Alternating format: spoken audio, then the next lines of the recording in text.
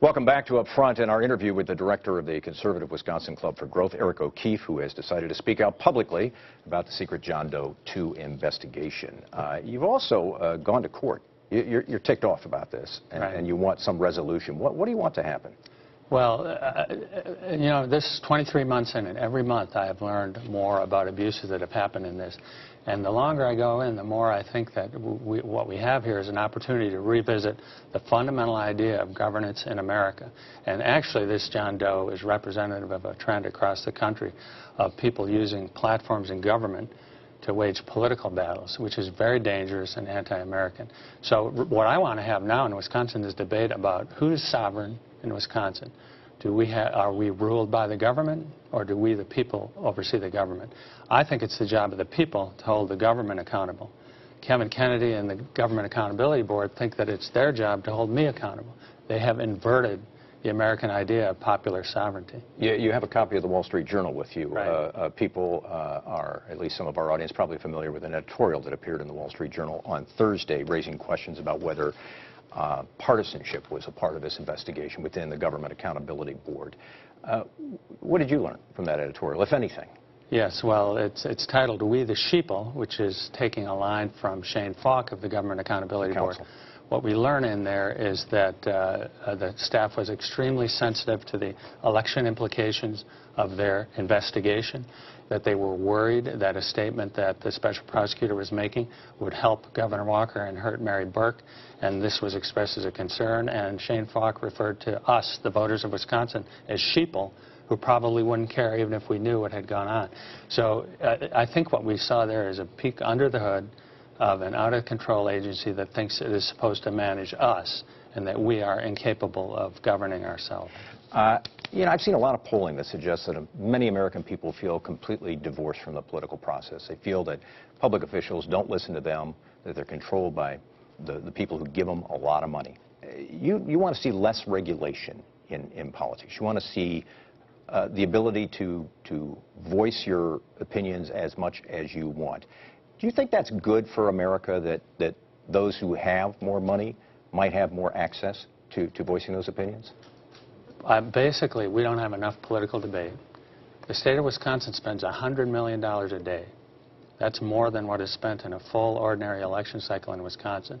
And so one of the reasons we don't have enough debate is the regulations, the fact that you need a lawyer today to find out whether you can criticize the government. Is that American, by the way, where you have to confer with a lawyer on whether to criticize a politician?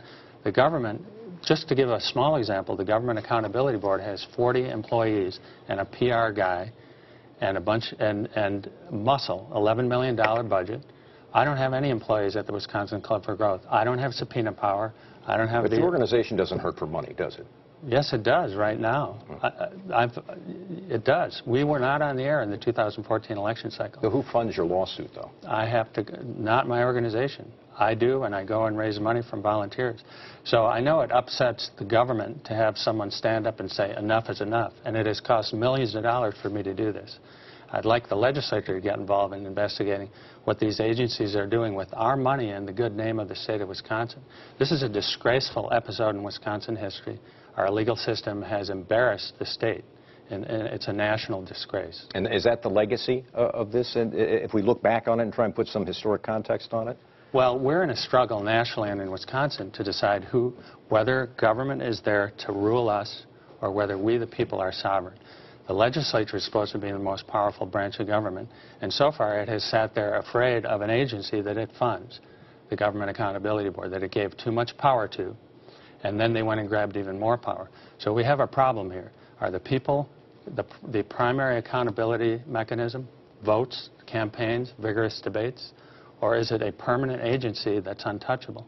That's going to go on around the country. And by the way, the initial launch here was from a single county district attorney who didn't have enough to do in Milwaukee and decided he should raid homes in other counties. And John Chisholm sent his investigators to every one of those home raids. So we have an unaccountable, out-of-control district attorney collaborating with an unaccountable agency. That's dangerous. I don't have guns. I don't have subpoena power. I don't get warrants. I'm not a danger to the people of Wisconsin. I just want to ask you one other question here. I've had a couple people say to me that Governor Walker kind of wishes this would all just end. that the lawsuits keep bringing up things, and he keeps hearing stories about he was the target of a criminal investigation. Do you worry that the continued pursuit legally of this case ends up hurting the governor's presidential chances? No. That's not my concern. All right. Eric O'Keefe is the director of the Wisconsin Club for Growth. We appreciate you being on the show today. Thanks very much. Happy to be here. You bet.